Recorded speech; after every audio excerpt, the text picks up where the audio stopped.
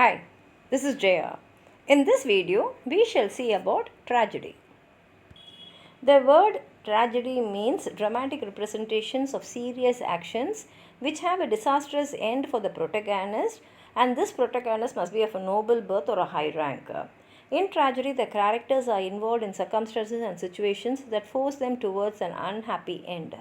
Thus, a tragedy usually ends in unhappiness for the central characters and sometimes even in their death. Traditionally, a tragedy required an exposition or complication or conflict, a climax or crisis, a denouncement or resolution, and a catastrophe at the end. Aristotle thought that tragedy was the noblest form of literature. He laid down certain precepts to be followed by the tragic poet. They form the basis of the classical approach to tragedy.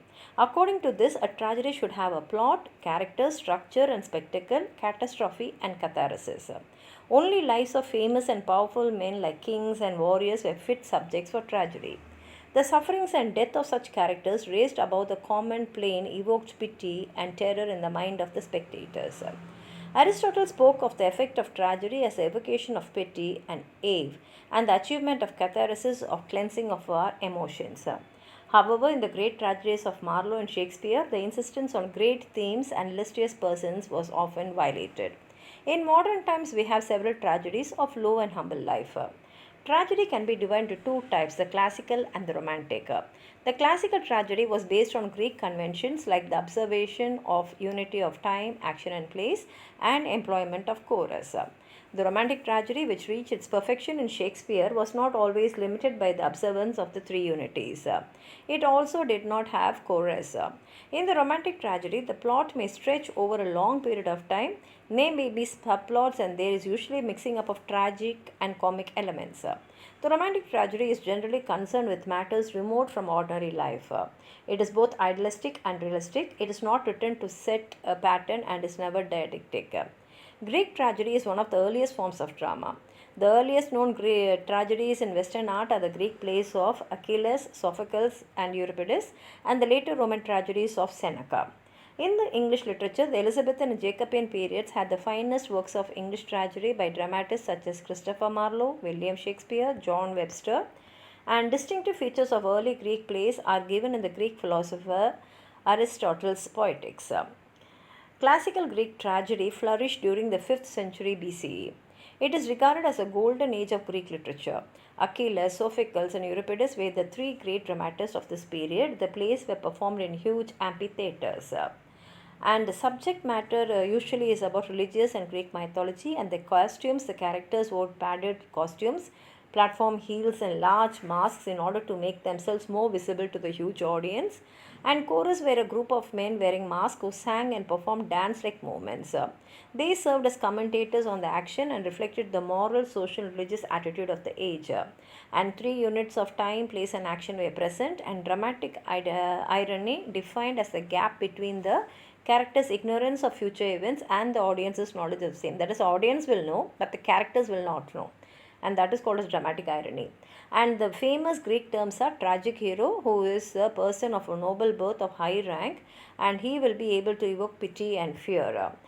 Hamarita is a virtuous character who makes an error in judgment. That is, in spite of his virtuous character, he makes an error, and that is the cause for his suffering. And we have Peripetia, which is a virtuous character who makes an error in judgment, which is responsible for a reversal in his fortunes. Anagnorisis, the moment when a critical truth is discovered or some insight is gained by the protagonist. Catharsis, the purging of emotion tensions in the audience. Examples are Achilles' Agamemnon and the Aeneas, Euripides' Medea, Sophocles' Oedipus the King.